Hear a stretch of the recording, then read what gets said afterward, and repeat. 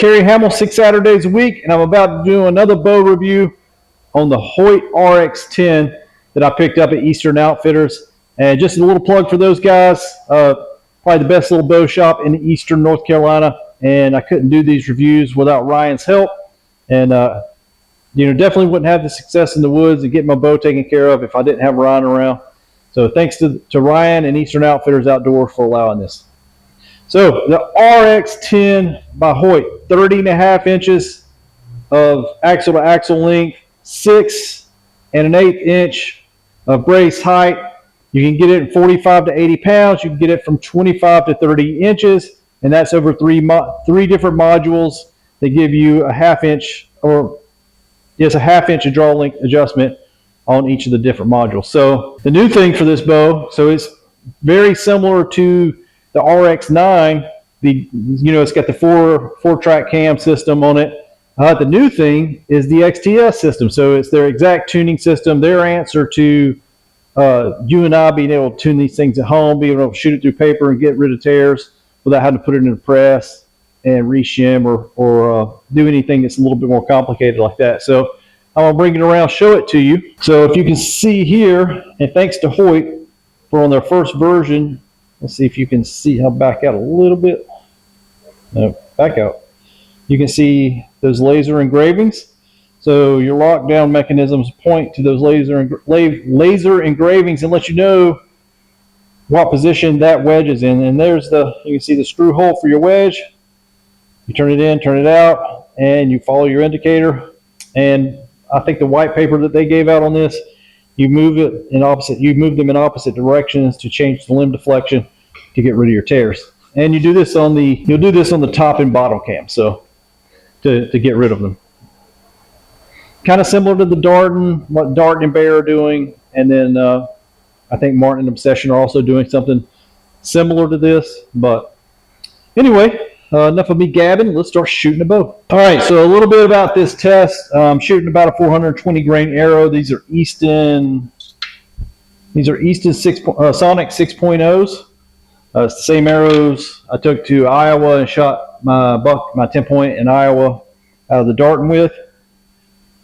I have a CBE Trek Pro sight with an UltraView scope on it, and I have a Hamskea Trinity for the rest, and then the rest of it's just what comes with it. I'm not going to have a peep in it. So for those of you that see my other videos, I like to typically shoot it without a peep and see how accurate I can get it. And we're just at like 12 yards, so this isn't going to be a long range test, but it's going to give me a good idea how well I can hold it, how well I can execute a shot, and how repeatable the process is going to be, which is, as a hunter, it's a lot more. Those are a lot more concerning things than overall speed to me. I got a Hoyt heat bow that's from like the 90s, and when people talk about vibration, that's where it comes from. That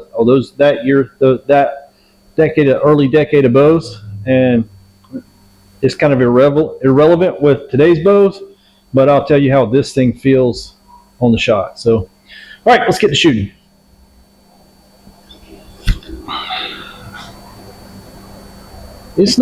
So the draw is a little stiff up front, and then it just constantly comes to the back, and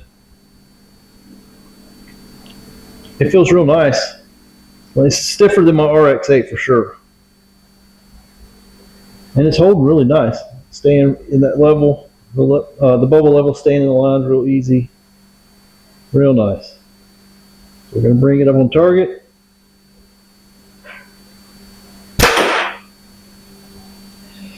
I mean, the way it's configured right now, a little bit of jump, so you might want to put a back bar in it and kind of counteract the sight a little bit and kind of calm that jump down. But other than that, I mean, it is, most bows today just don't have any vibration in them. Or if they do, it's very little. Even if you watch my mid-level price bow review, the bows just didn't, even those bows didn't have a lot of vibration to them. And this feels really nice. It's probably why I own RX-8. So we're going to do it this time without talking. Feels really nice. Other than a little bit of jump, you don't really feel anything out of this bow, and it holds really well. All right, so here's your groove out of the Hoyt. So that's a pretty solid group with no peep on it. I could probably play with it a little bit more and get it dialed in a little bit tighter. But anyway, let's do our tuning. All right, so hopefully you guys can see this in real time. And I think, yeah, we got two different point weights on this. So this is going to be the 100. So this will be the 100 grain tip, and then we'll shoot the 125s. See how it tunes out with them.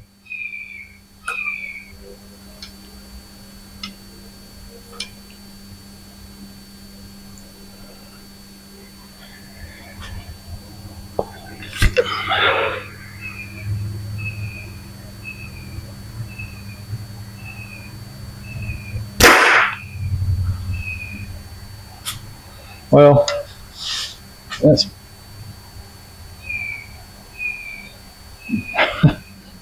well, that makes things a little bit difficult, right? That's a pretty good tear. Don't know that I would play with that too much. So we put a 125 on, shoot next to it. And that's probably about, that might be about half an inch. All right, according to Hoyt, we're going to move both of these up one, and then we'll repeat the process on the bottom, and then we'll reshoot it.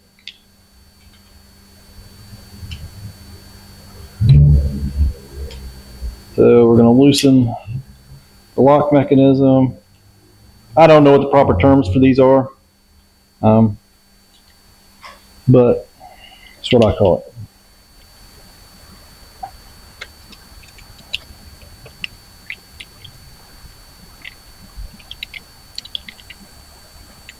All right.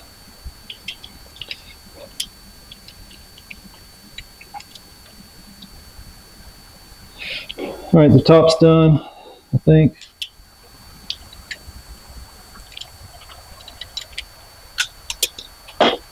We'll repeat this process on the bottom. I guess if I was going to make a criticism of this system, it's in a little bit lower light. It's hard to see the lines, so that's what you keep seeing me do, is move it so I can get it in good light.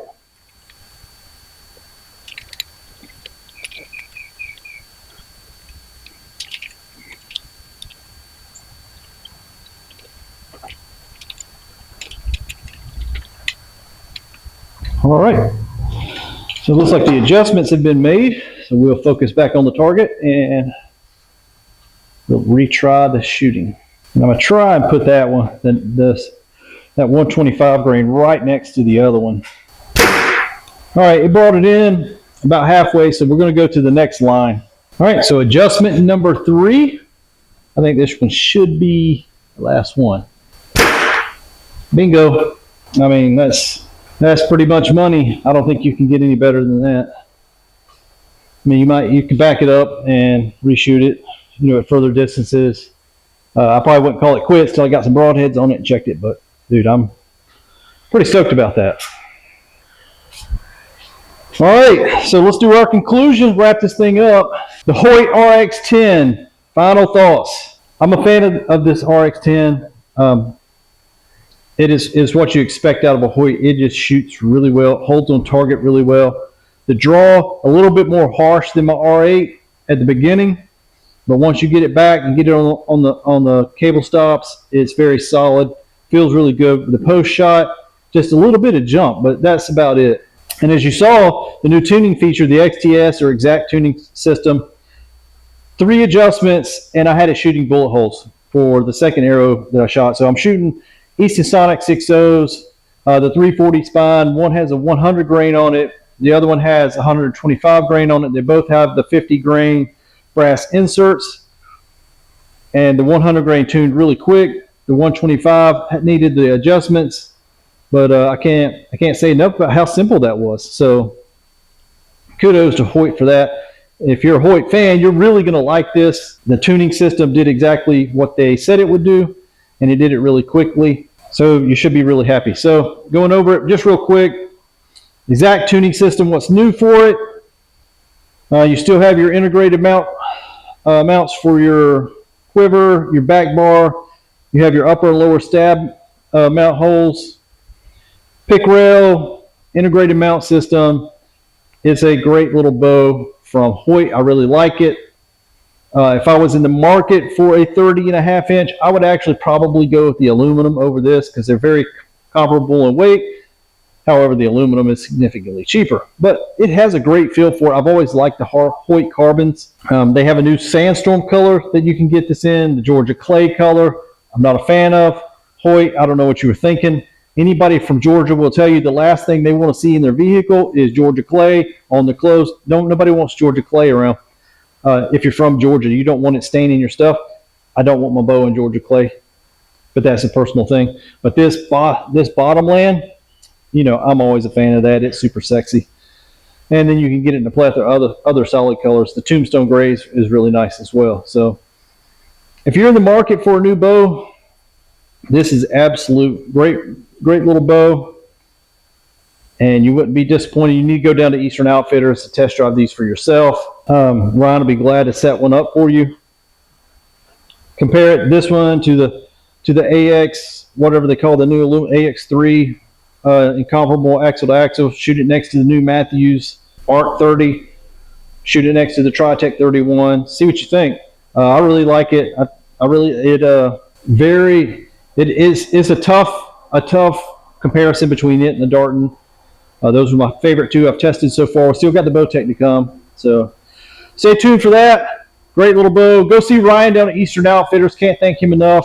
And as always, God bless, stay safe, shoot straight, and happy hunting. Or 3D, because hunting season's over here. But anyway, thanks for watching, guys. Please like, subscribe, and leave a comment on what you thought of the video, or if there's any other videos you want to see in the future. I'm going to break down all of those mid-price bows that I did in individual videos. And we got the Bowtechs coming out. I think on the 16th is when they drop at the ATA, and we can actually do the review on it. But we're going to do that as well. And thank you for the subscribers we have. This has been a fun 3 years, and looking forward to another 3. Anyway, God bless you.